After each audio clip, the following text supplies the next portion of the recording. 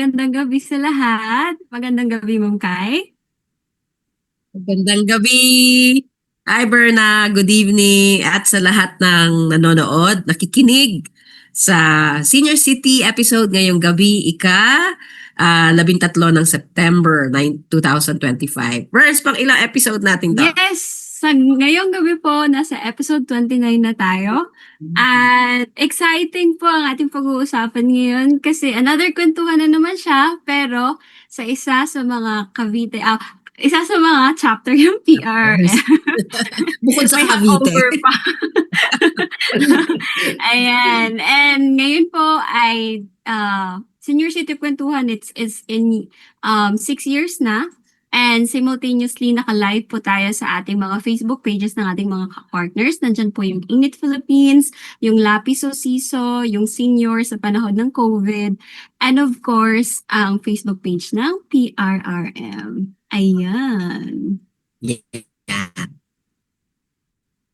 Yan po ang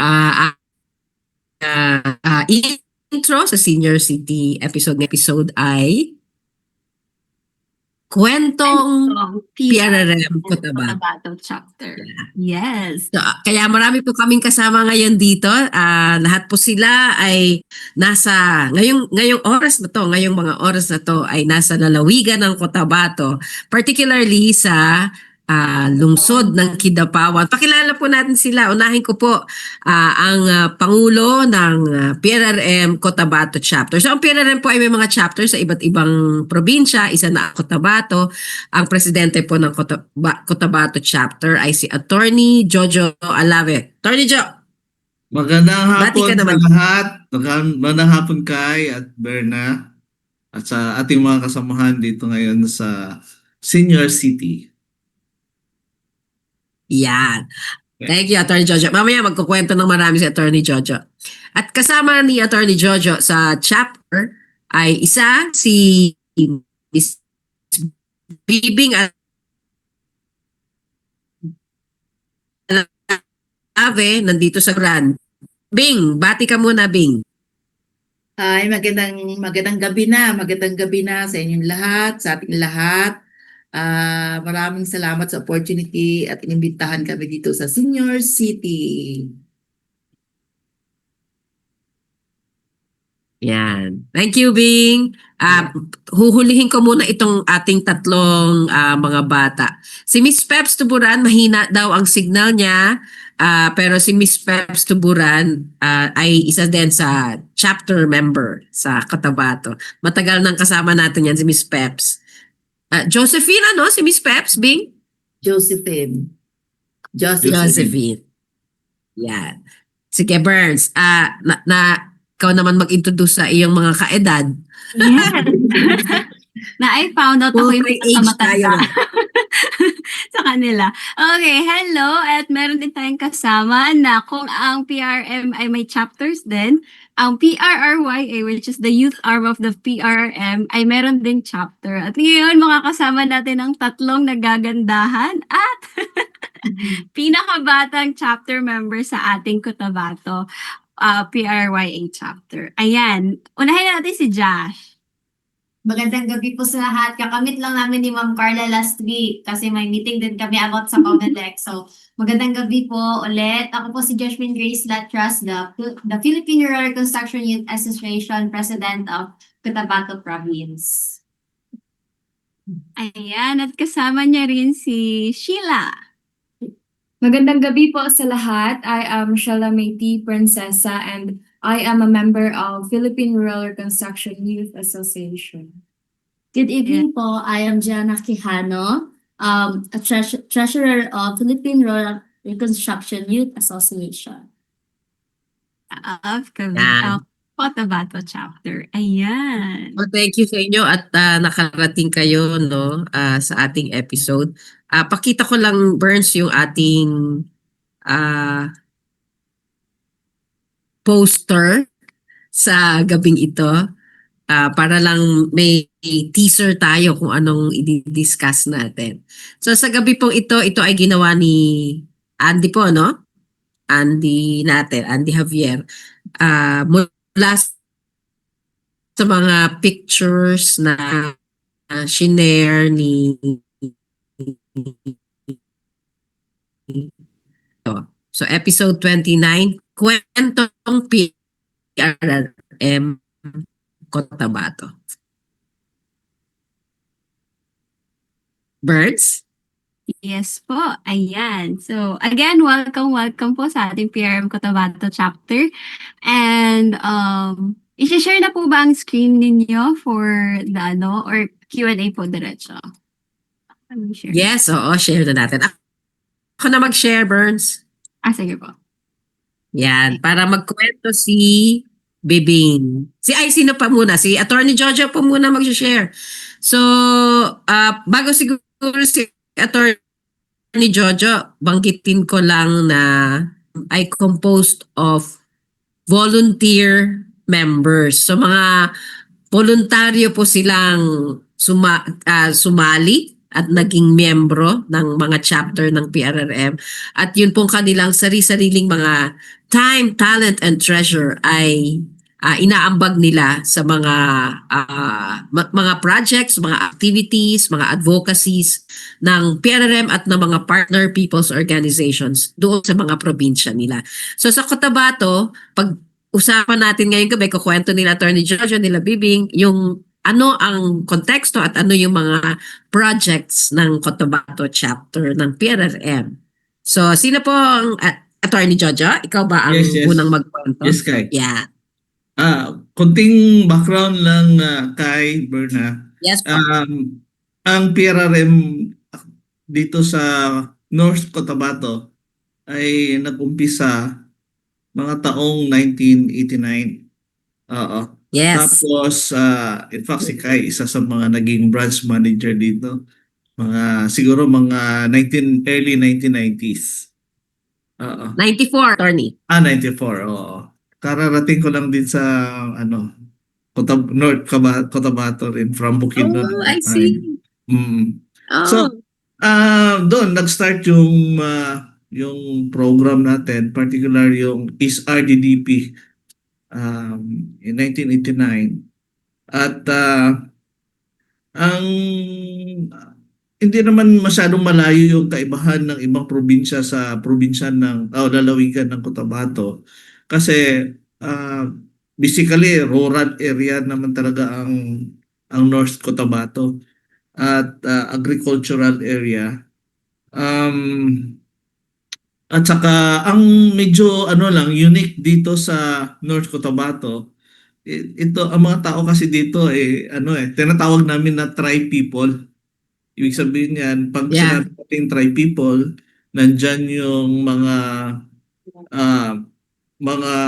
Christian settlers from Luzon and Visayas, at saka nandyan yung Moro people na kung saan yung yung maraming part din ng mga municipality ng North Cotabato ay may marami tayong Muslim communities, like itong sa mga areas natin like Mlang, Tulunan, may mga barangays dyan na yung malapit sa Liguasan Mars. So basically mga Muslim communities yan. At saka medyo malaking komunidad din dito sa North Cotabato yung mga lumad. Tinatawag natin mga lumad o mga katutubo natin, indigenous people communities. Kaya yun yung medyo unique dito sa area ng North Cotabato. But basically, siya, agricultural area at meron siyang tinatawag na upland area, meron din siyang tinatawag na midland at saka yung lowland area. So, alam naman natin geographically, ang Kidapawan City, yung lungsod ng Kidapawan ay isa sa kumbaga pinakamalapit na area sa Mount Apo. In fact, yung trail mo kung pupunta ka sa Bundok Apo or Mount Apo, ito yung pinakamalapit na kumbaga ng jump off point ng going up sa sa Mount Apo. So yun, ang population natin as of 2024 census is 1.2 million more or less. Yun yung natin.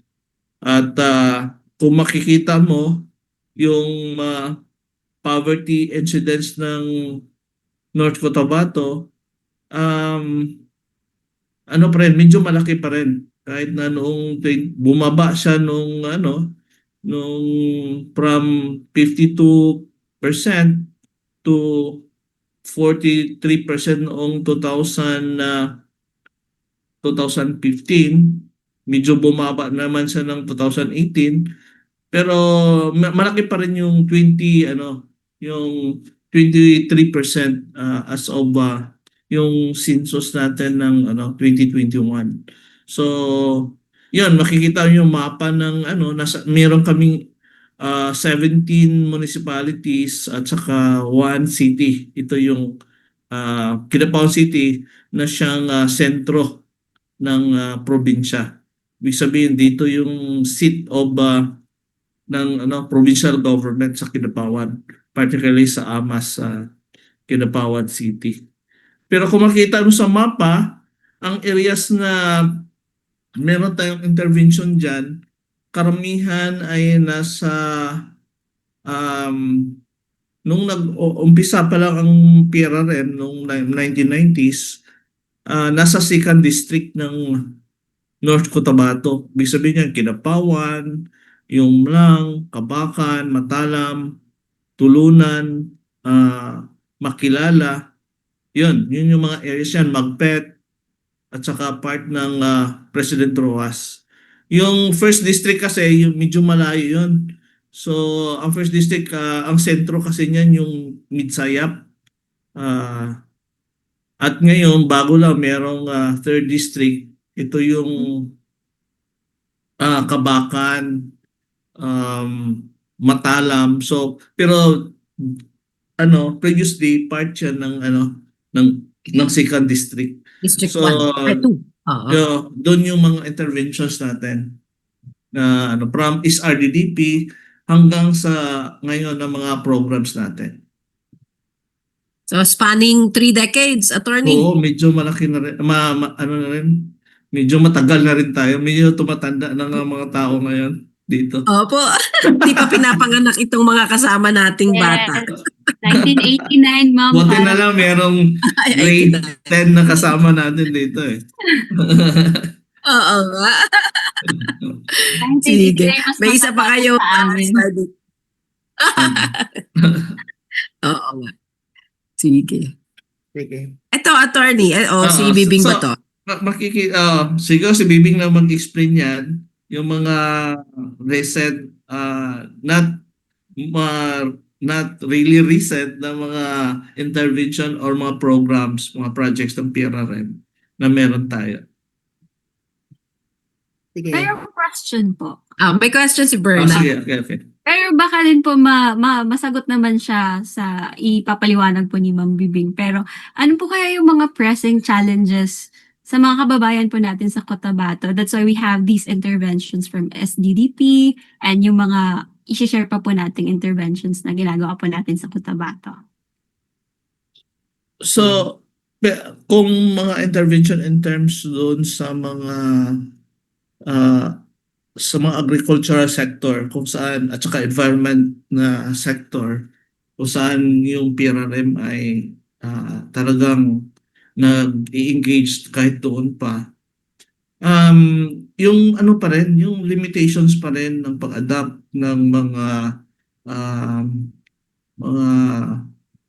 technical pag-adapt ng mga like for example yung mga organic na system of agriculture, medyo limited pa rin.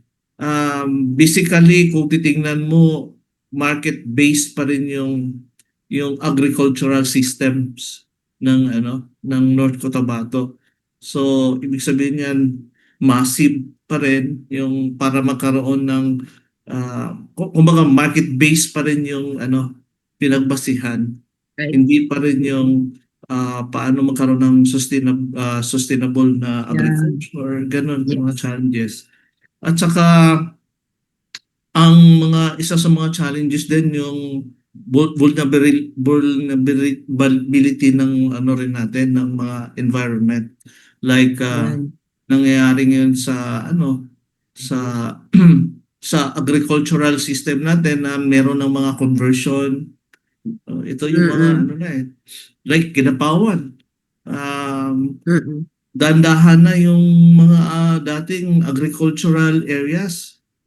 Merong rubber plantation.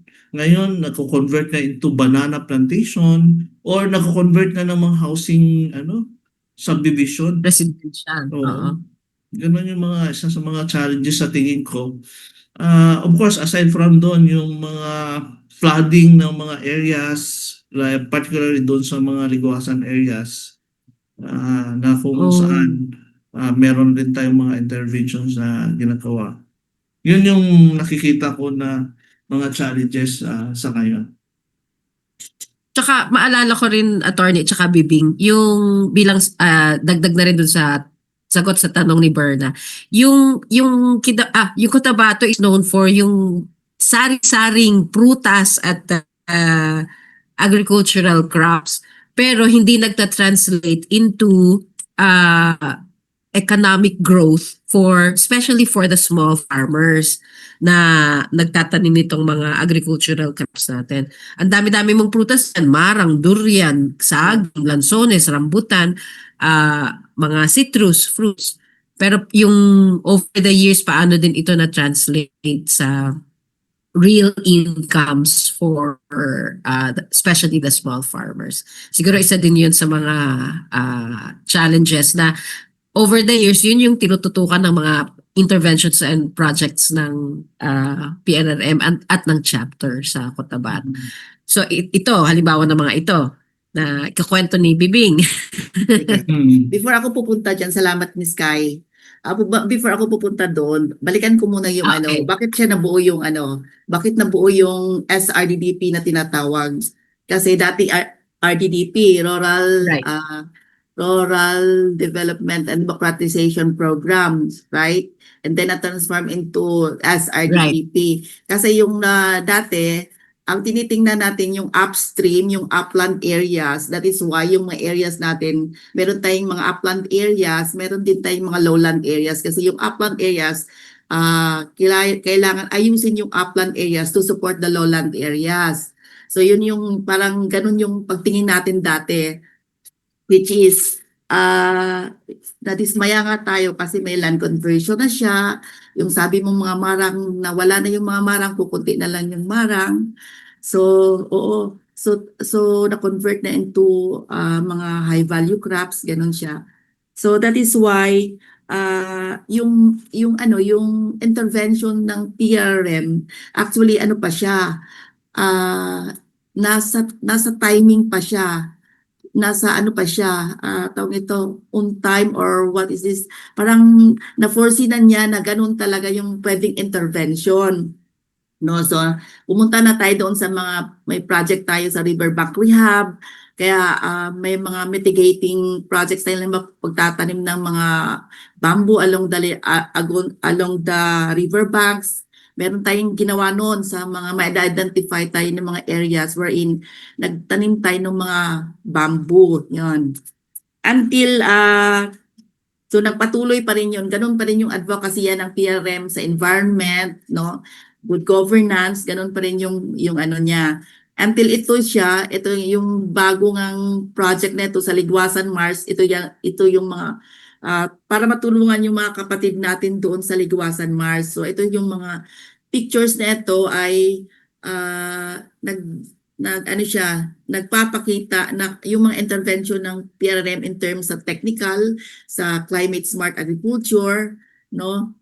Meron ditong halimbawa engagement nila sa LGU, yung capacitating yung mga farmers natin, paano sila mag-engage sa LGU, kasi yun naman yung tinitingnan natin, ita-transfer natin yung skills, no, para at least sila na yung mag-engage doon sa LGU, which is ngayon nagsusustain yan. Yun ang ginagawa na ngayon ng mga farmers natin. And then yung mga collaboration with other agencies. So, pasalamat tayo doon sa mga project na dumating dito sa PRRM kasi na-capacitate yung mga farmers natin. Next. Madagdag din ako doon sa mga challenges, dagdag din na challenges kasi we are into organic farming. And then kaya nga umupo tayo doon sa ito din yung ng province kasi yung agriculture, no? So ang natin ngayon yung organic agriculture ordinance, yung implementing rules and regulations niya ay malapit nang matapos din kasi nakaupo din tayo doon, no? So sana maipatuloy yun. Supportive naman yung governor natin doon sa mga adhikain natin, no? So pasalamat din tayo doon, no? And then sa environment, tamang-tama kasi nakaupo tayo sa technical working group sa environment, technical working group doon sa organic agriculture, which is yun din ang yung focus ng PRRM, no? It is na-capture din yung ating mga strategies, na-capture din yung ating gustong makamit na sana maiayos na yung mga ordinances, mga ganon siya. Next slide. Next slide. Ito pa ilang challenges. Yan. Ayan. Next slide, Tabing. Yan. So, yan. Yung mga challenges, particular sa mga farmers, no, meron nga silang produkto pero wala naman silang hold doon sa prices, no, which is yung sana doon ang doon sana na pwede silang matulungan, no, sa kahit na i-support lang naman na yung present price ng tabato ngayon is parang 14 pesos per kilo ng palay. So which is lower, no, so hindi talaga sila makakabawi, no, sa marketing yan. And then limited knowledge doon sa small and micro enterprises para ma-scale up din yung kanilang yung mga enterprises nila. And then yung budget talaga sa sustainable agriculture, no. And then problema pa talaga yung during sa workshop namin na kinandak natin, no, yung organic agriculture roadmap, lumabas talaga doon yung mga OA focal persons ay dual ang functions nila. So, yung isang kamay nila sa organic, ang isang kamay nila doon sa synthetic, yun ang sinabi ng mga focal persons natin. So, sana mabigyan siya ng attention, no. So, yun siya. And then, makakatulong tayo doon sa environment code na ginagawa ng province, no. Yan siya. And then, yung last kasi, dati kasi Miss Kai, yung meron tayo ditong NGO, CSO Provincial Level Network, no? Kaya lang nung namatay na si late Joey, nawala na rin yun. So gusto ko siya i-revive na nag-initial na ako doon sa mga ka-network natin na i-revive natin yung network para at least mas malakas yung ating kapit sa advocacy. Ganon. Yan. Next. Joey po ay yung isa sa managers ng Cotabato Branch. Yeah, Joey Gloria. May dagdag lang ako kay. Sige po. Ang kagandahan lang ngayon sa ginagawa natin, kahit na hindi na ganun kalaki yung PRRM in terms of funding nung mga 90s, 2000, ganun. Sa ngayon, makikita mo pa rin na patuloy yung pag-engage ng PRRM, yes. ng chapter, doon sa kanyang advocacy, doon through the mga special bodies ng mga local government units.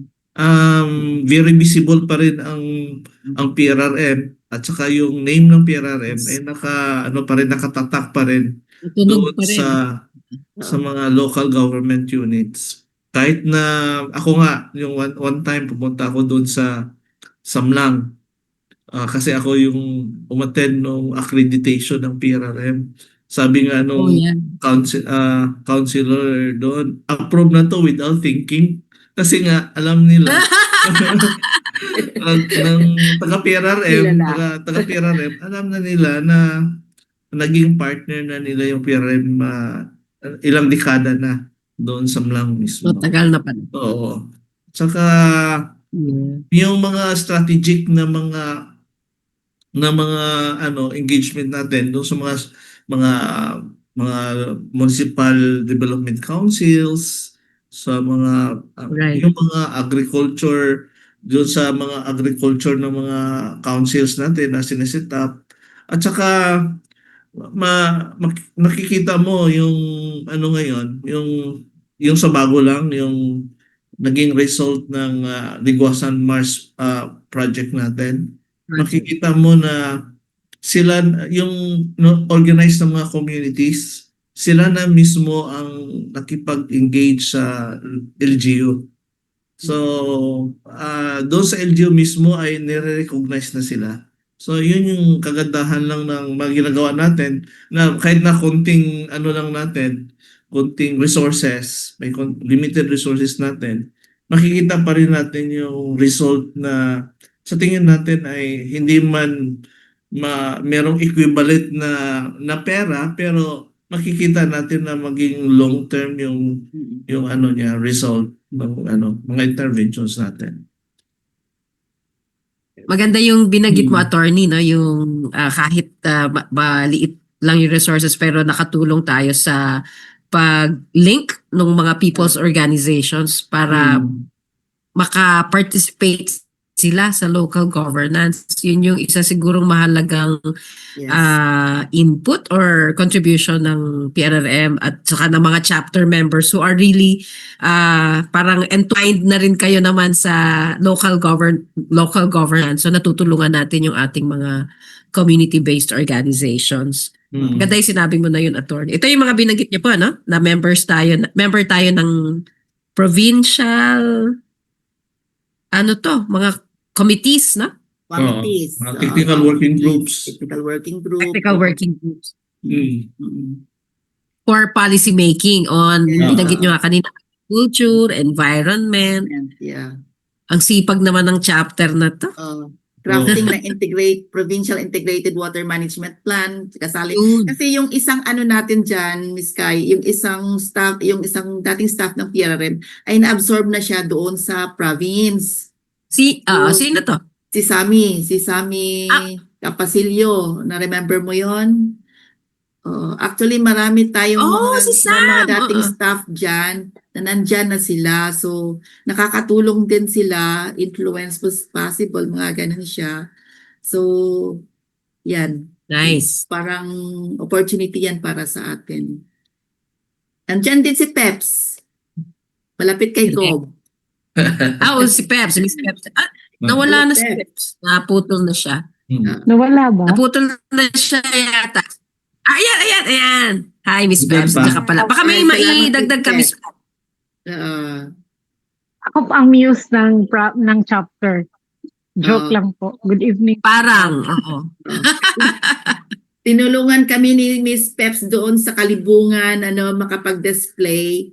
So tinulungan kami doon na makakaroon kami ng booth. Salamat Miss Peps. Wow. Welcome. Bago lang kasi natapos yung Kalibungan Festival. At saka merong mga ginawang parang showcase ng mga products ng mga people's organizations natin. Doon display. Provincial yan, attorney. Provincial. Province.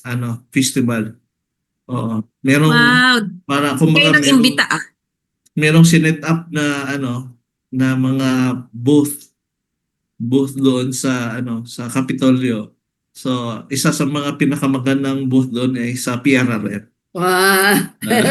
Tinood ba, Peps? Palakpakan. Anong products, attorney? Anong products? May mga di ba, may mga organic rice, yung black rice. Yung iba yung concoction na ginawa nila. May mga manok pa nga sila Yung eh. organic. Ewan ko kung organic yung mga manok doon. Oh, organic yun, Tony. Organic lahat. Organic lahat. Yung mga gulay nagaling doon sa mga demo farm ng mga ano natin, ng mga Right. pigs.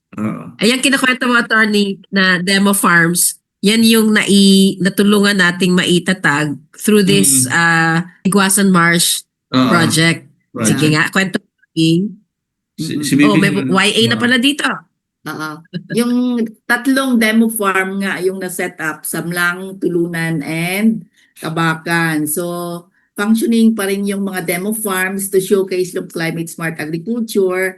We have identified yung mga core leaders, no, at saka yung mga core leaders in terms doon sa technology, at saka meron din mga core leaders doon sa terms doon sa advocacy, no? So, kasi meron silang advocacy group sa per munisipyo. Meron na kasi silang na-set up, ay nabuo pala ng mga federations. Sa Tulunan is Samahang Magsasakang Organiko ng Tulunan, and sa Kabakan is Federasyon ng mga Makakalikasang Magsasaka ng Kabakan, and in Mlang, Municipal Mlang Integrated Organic Farmers Association. So tatlo na yan sila. Set for registration sila. Yan tinutulungan natin na magkaroon sila ng registration sa SEC. Kasi yung mga organization sa village level ay tinulungan na natin sila ma-accredit doon sa mga Municipal Development Council. So far, kukunti na lang yung naiwan na pwedeng mag-submit ng kanilang accreditation. Yon, para at least isang mechanism yan, Miss Kai, na sila na mismo yung mag-advocate, sila na mismo magpaabot doon kung ano yung mga issues and concerns nila, less na yung ating intervention. Yun, ganon. Yan. Mm-mm. Okay. Magandang ano yun eh. Magandang contribution or ano din ng ating gawain. No? Hindi chapter o staff ng PRRM nagpapatuloy ng gawain, Yes. kundi yung mga farmer leaders talaga. At saka, sabi mo nga, Bing, nakapagpasulpot tayo ng farmer leaders talaga, di ba? Doon ako natutuwa din eh. Mga batang magsasaka na committed sa organic agriculture. Yan, tulad ni Homidi. Oo. Nandyan si Homedy ngayon sa sa Paranaque at saka si Flor, mga may training sila doon sa Sea Rise para sa Wow! oo. Yung nandyan sila sa Paranaque ngayon. Dalawa Nice, sila. nice. Yes. And set siya si Homedy for Vietnam as resource person. Oh, galing, Oo. galing. Di ko alam kung si Homedy maswerte o tayo ang maswerte. Natalisod natin si Homedy sa... Oo. Taga saan si Homedy? Kabakan. In Barangay Kuyapon, Kabakan. Kabakan. Yes. Nawala na yung Sige. plano Ito, ni Bing. Humidi na maging sundalo. Ngayon gusto niya na maging organic farmer. Research Really? scientist. Isa siya nga yung organic Ano na na siya eh? sundalo. Naging scientist na nga siya eh. Oo. Ang galing. Oo. Ay, ito, Bing, yung sa PRYA. Yung mga beautiful... PRYA na naman. Yeah. Andito si Miss Ganda. Ayan, okay. Ito nyo itong documentation of PRM Cotabato best practices. Si Hello po. Sheila. So, again, I am Jana Quijano, junior high school student from PRYA or Philippine Rural Reconstruction Youth Association. So, before ko po sa inyo sasabihin or i-present mga activities o mga programa na nagawa ng PRYA, i-introduce ko muna ang background, kaya kilala niyo naman po sila. Ang PRYA po, nabuo po ito dahil sa collaboration ng SSLG, ng Lanao, which is school po namin at Unified Media and Publication. And ang Unified Media and Publication po ay full of journalist students. May nag-document po and nag-write ng mga articles. So, dadako naman po tayo sa mga activities na nagawa namin. So, outreach program sa Barangay Nuwangan po. Dito po, nagbigay po kami ng mga feedings and mga used clothes po para sa mga nangangailangan. And Youth Leaders Summit, dito po, gumawa po kami ng mga iba't ibang programa, kagaya ng mga pageants, mga iba't ibang klase ng laro. And also, nagbigay din po kami ng mga gamit para sa sports, kagaya ng bola sa basketball. And leadership trainings sa school po namin, dito po para po mapakita pa ang totoong skills or ang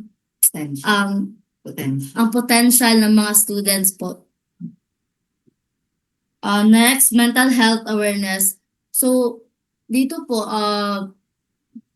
gumawa po kami ng programa dito sa school namin about sa mga natutunan po namin sa Init Philippines. Init Philippines. So, sa Init Philippines. And fish pond cleaning. So, the main purpose po, bakit po kami nag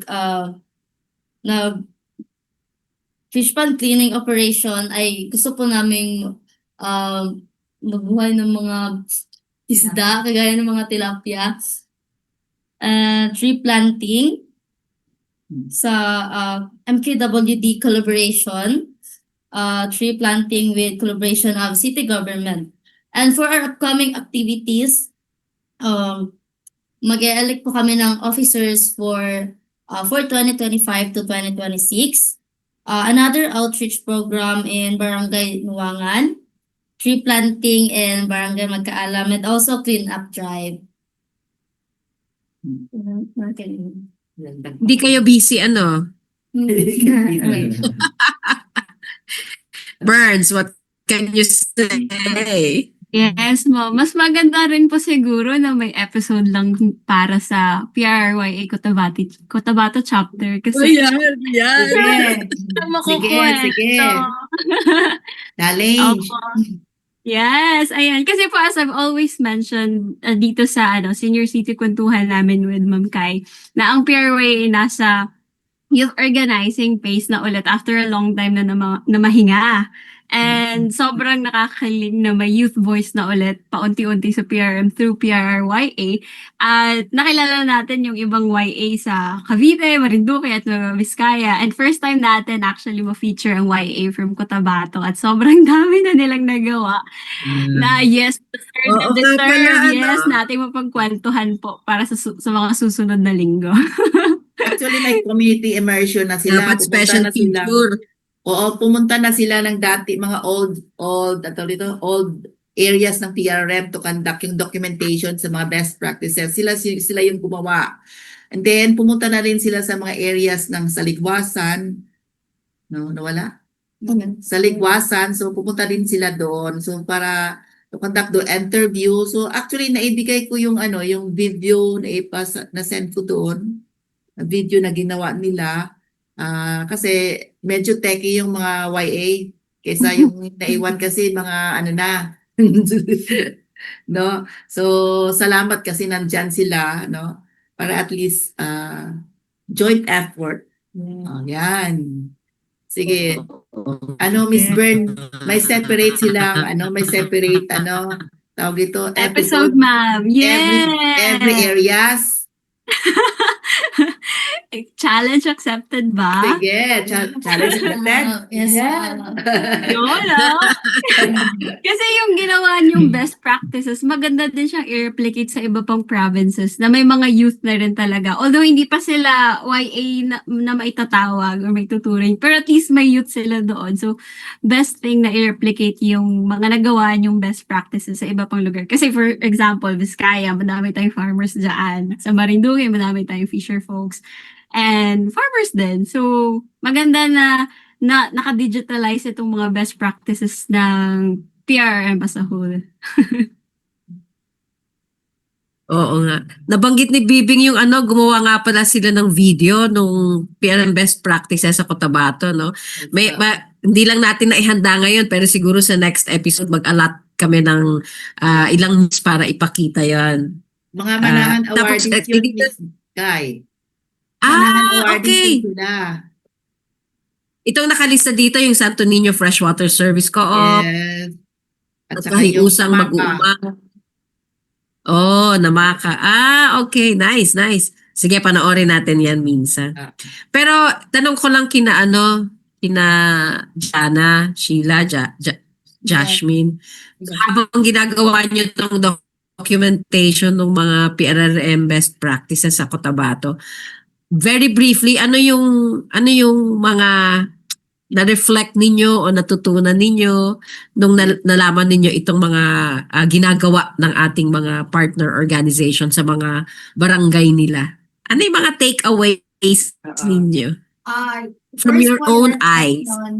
Yung reflection about sa Leaders Summit or yung mga other activities kasi mostly kinakandak namin yung activities which is sa rural areas, yung talaga yung point namin. So, ang hirap po talaga lalo na yung sa location, and if you're going to go there, if mag-show ka ng empathy talaga, ma-realize mo na sobrang hirap ng iba yung buhay sa rural sa urban. So dapat talaga na sila yung pagtuunan ng pansin since malayo sila sa city at hindi sila masyadong may connection. So mas better talaga na sila yung pagtuunan ng pansin at tulong.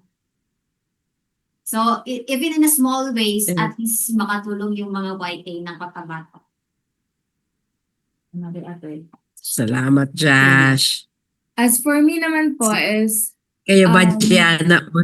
kami po kasi, kami nila Jana and other members po ng PRYA, sumasama kami kay Ma'am Alave, most especially to take documentation during yung sa anniversary po ng PRM dito sa Cotabato chapter is maraming mga reflections po talaga, most especially doon nung pumunta kami sa Makilala. Sobrang hirap pala ng daan and yung lugar nila is hindi masyadong close sa mga pwedeng mga help or like papasok po siya, so kailangan talagang dapat mabigyan ng pansin yung lugar nila, and thankfully dahil sa PRM natulungan sila, most especially sa water po.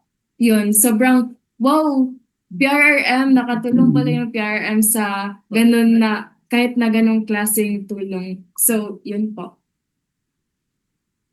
In addition din po, we are grateful sa PRM kasi nalaman namin kung ano yung maitutulong at ng kondisyon ng mga farmers po natin. So even in a small way sa amin, at least nakatake part kami, and grateful din kami sa kanila because nakipag-collaborate sila sa amin at nagtiwala. Even mga young pa kami po.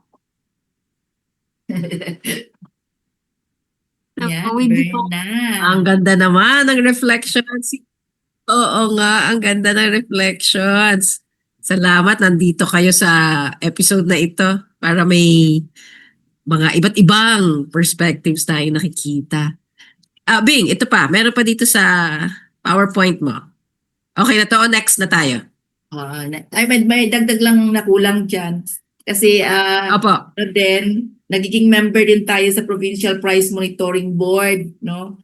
So ito siya yung parang nagre-report yung usually taga DA, taga Pero napapansin ko, parang sabi ko, bakit walang reporting doon sa mga organic inputs, organic products. Yan. Sabi ko, suggest ko, pwede ba next meeting natin, itatagdag nyo kasi para alam din namin yung yung status ng organic agriculture implementation. So ganun. So take note nila yon. Yun. Kasi Nice, Bing. Doon lang po tayo makaka-advocate sa mga ganun na mga councils, ganun siya. Ano pa? Wala naman yata, Ms. Net. Next. Next na tayo. Oo. Nagiging pleb. Yeah. Din pala ako? Ito. Nagiging pleb member din pala ako ng Kidapawan. Sabi ko, bakit ako napunta dyan?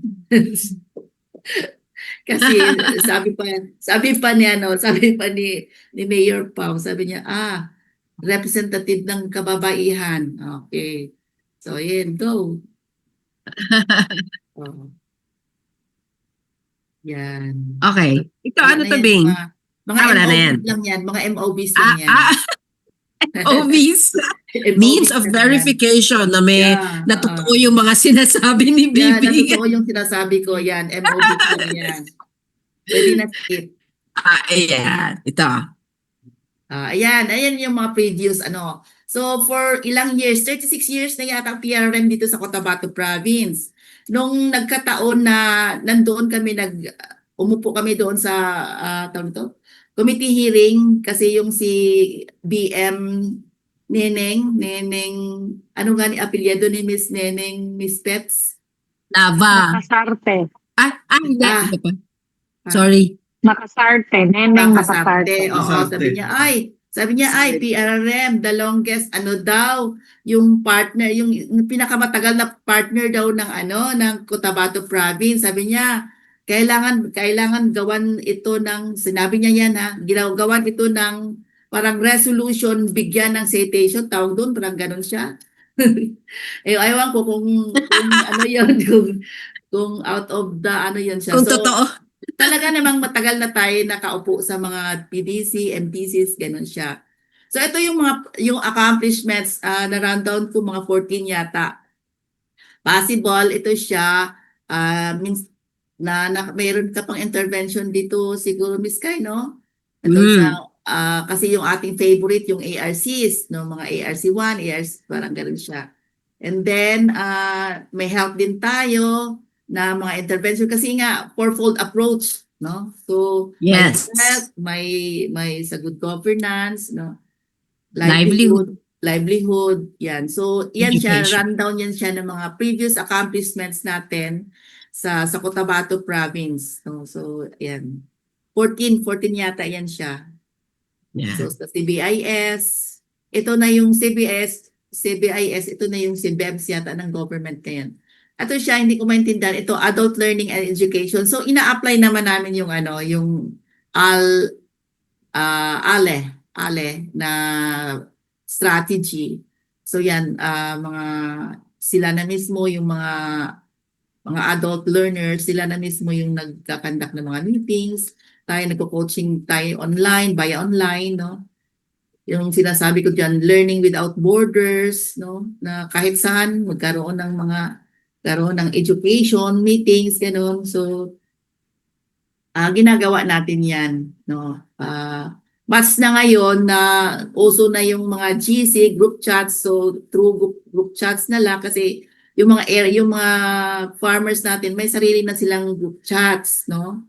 So, So, digital na rin sila. Digital. Gano'n na rin sila. Marunong na rin sila doon. So, mag-share sila sa technology, mag-share sila lalo na kung halimbawa may mga issues, hinayaan ko sila, binibigyan ko sila ng yung mga tawag nito, situations, nagre-react sila doon sa GCs nila. So, yan.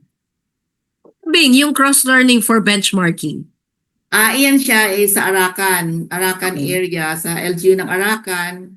That was yung benchmarking sa Organic Agriculture Ordinance. Kasi yung sa province, yung nauna yata nakagawa ng ordinance ay yung Arakan. So, nag-follow na rin yung iba, no, ng mga ibang areas. Though yung sa province meron na rin Organic Agriculture Ordinance, pero yung yung nasa luma pa na ngayon kasi mayroon na siyang RA 11511. Yung pumasok yung PGS, Participatory Guarantee System. So yun siya. Nice. Mga pictures Ito pa. na lang yan.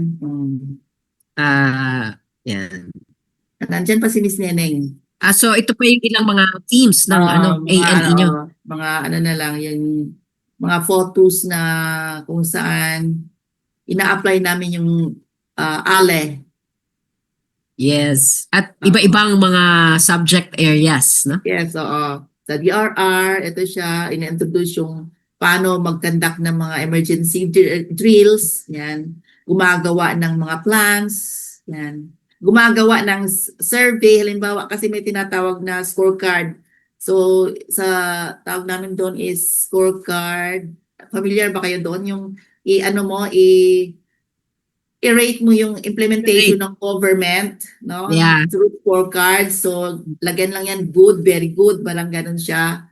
Ang hindi lang maganda doon kasi hindi ka pwedeng makaungkat bakit ganon, bakit ganon. So lagyan mo siya ng good, bad. Oh, mga ganon siya. Yun ang kulang. So, yun ang kulang tingin ko. Without explanation. Uno explanation bakit good. Without explanation. Ayan ang idadagdag natin, Bing. Oh, yan ay dadagdag natin. Kaya para at least ma-depend lang yung analysis nila ba? Right. Yung analysis nila, hindi lang sabi na parang ano siya na, ay good yan, bakit? Bad yan, bakit? Correct. Correct. Yan. So, next. Sige, Wala meron na. pa. Meron pa. Yan.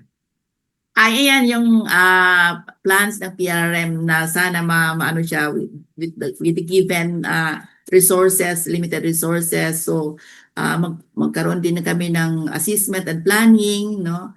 And orientation, reorientation kasi kumukunti na po kami. Kumukunti na rin yung aming kolekta, no? Miss Peps, no? So, karoon ng That's- orientation, training, conversation on sustainability regarding community empowerment and sustainability. Ito yung nagiging result nung last nag-meeting kami. And then regular attendance doon sa CDC, PDC, PPMC, and other council meetings. And then ito, marami tayong mga best practices, success stories sa ground, hindi natin nabalikan. So with the help siguro ng PRRYA, pwede natin yon i-gawin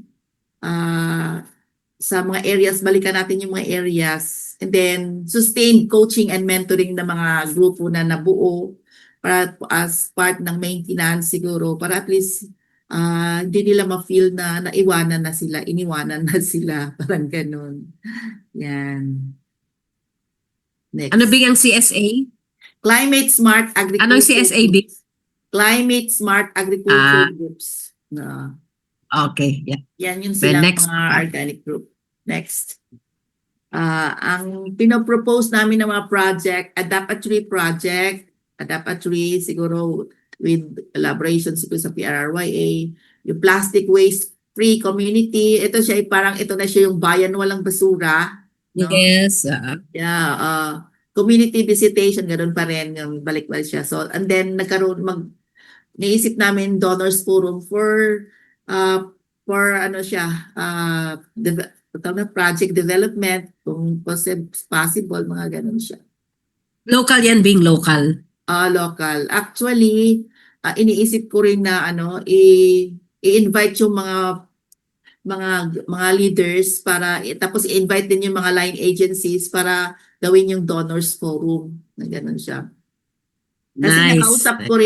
nakausap ko rin doon sa yung plano na bubuuin na network na nasabi i-invite daw nila si Senator Kiko, si Sir Kiko doon sa conference. So sabi ko, invite mo kami para at least mailabi din namin yung mga concerns ng mga farmers natin dito.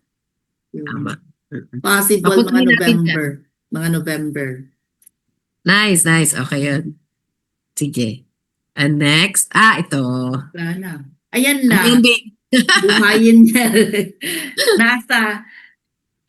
Nasa ugat na yan. Nasa dugo. Nasa dugo. Nasa dugo. Si Miss Peps. Baka may gustong idagdag si Miss Peps na kwento. Miss Peps. Jojo. Sa iyong Good mahabang... evening. Yeah, good evening, Miss Peps. Gusto ko lang dagdagan yung activity na sinalihan ng PRRM dun sa Kalibungan Festival. So it started Sige po. August 26 hanggang September 1. So 1 week yun. Pasensya na mahina ang signal ko, kaya kung audio meron, kung walang audio may video. Meron naman, Miss Peps.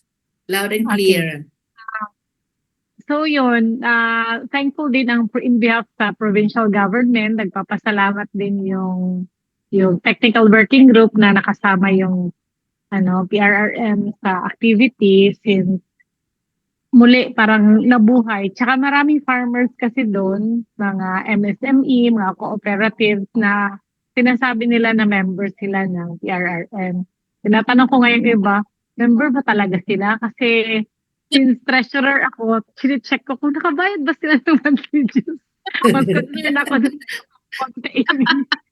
yung nasisingil ko. Stricto But yung then, treasurer namin. nakakatuwa na nare-recognize nila yung PRRM, yun pala, only to find out, ano pala sila, yung mga partner farmers Yes natin. po. Sa mga Yes. communities. Kaya sinasabi nila na talagang PRRF din kami. Kasi sa dami nga ng bisita, araw-araw may different activities dun sa event Kalibungan. area. So, yung Kalibungan Festival. So, araw-araw dun mismo sa building kung saan yung mga booth nakalagay. Ang daming tao araw-araw. So, ini-encourage ko rin sila na umikot tsaka mamili doon sa booth ng PRRM. Well, in fact, Nice. parang ako yung customer doon araw-araw. Maraming Kasi pinili. since pinag-promote natin yung organic farming, so, totoong yung chicken is, yung attorney Bisaya, kumbaga native chicken. Kasi ako mismo bumili. So, yun. Kasi since I'm, health advocate ng organic, farming, so yun. Malaking tulong. Tsaka yung iba na hindi kilala yung PRRM, so nagtatanong rin sila. Even yung mga restaurant owners. Kasi, andun rin yung mga different schools, cooperatives, so different line agencies na nag-participate. So, around 36, 37 booths ang andon sa loob, which is supposedly 30 lang. Pero yun nga, maraming interested to join. So, talagang kinompress na pagkasyahin doon sa venue. Yun lang. Ang galing. May Thank you, Miss dagdag lang Peps. Ang ako. galing. May dagdag lang ako rin ako doon Ano po, sa attorney? alam mo yung sa provincial government, kaya sinabi siguro ni Nining Makasarte nung yung senior board member doon sa province na yung kumaga always nakatatak na yung pangalan ng PRRM. Ang actually the spirit behind that is the father of PEPS, si Nongbing Tuturan. Manungbing. Kung makapunta kayo sa Kapitolyo, in fact, merong may pangalan dyan. Jose Toboran Hall. Meron dyan. Hall. Wow. Oo. So, si Yeah. Nongbing kasi, matagal na rin naging chapter president Yes. dito sa North Cotabato at saka naging board of trustee rin ng PRRM representing Mindanao. Yes. At Yes. isa sa mga kumbaga naging spirit din sa mga talakayan, mga development ng mga discussions, conversations sa kung saan mang larangan.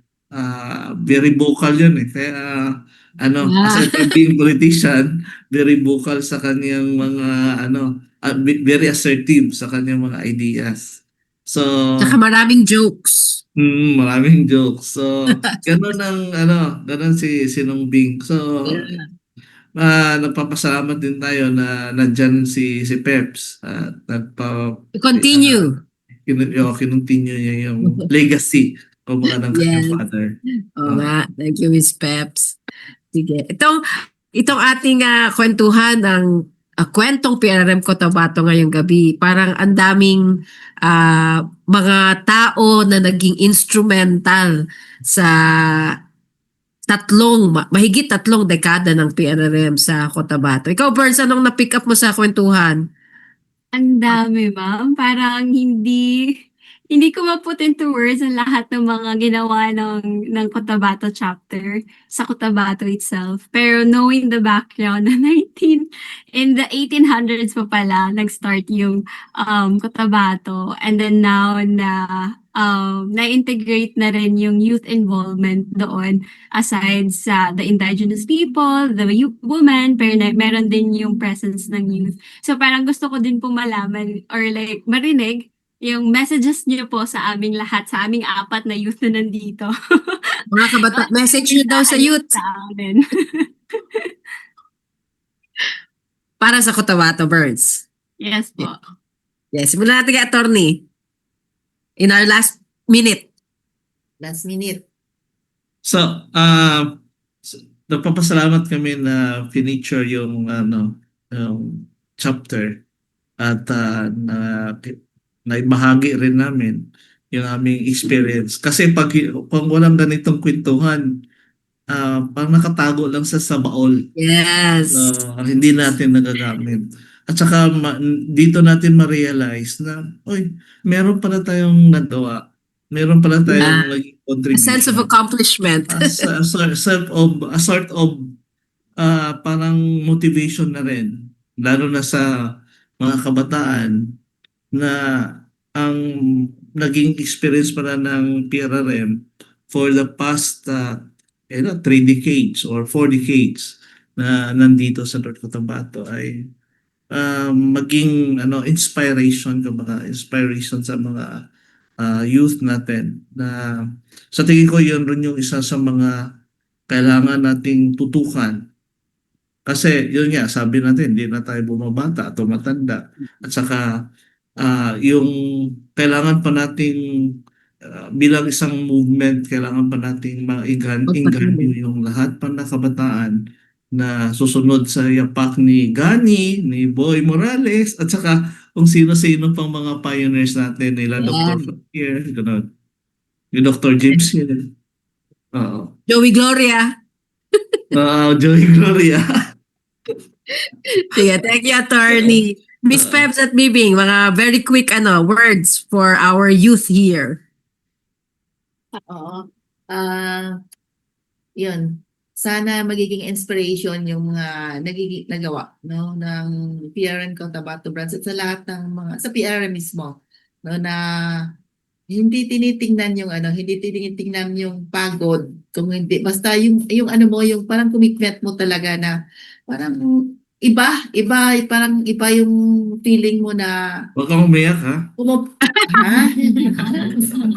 Pumupunta ka ng area, ganun siya na ma-feel mo na parang attached ka na to sa mga tao. O kaya nandoon ang PRR kasi nakilala ko si attorney, di ba?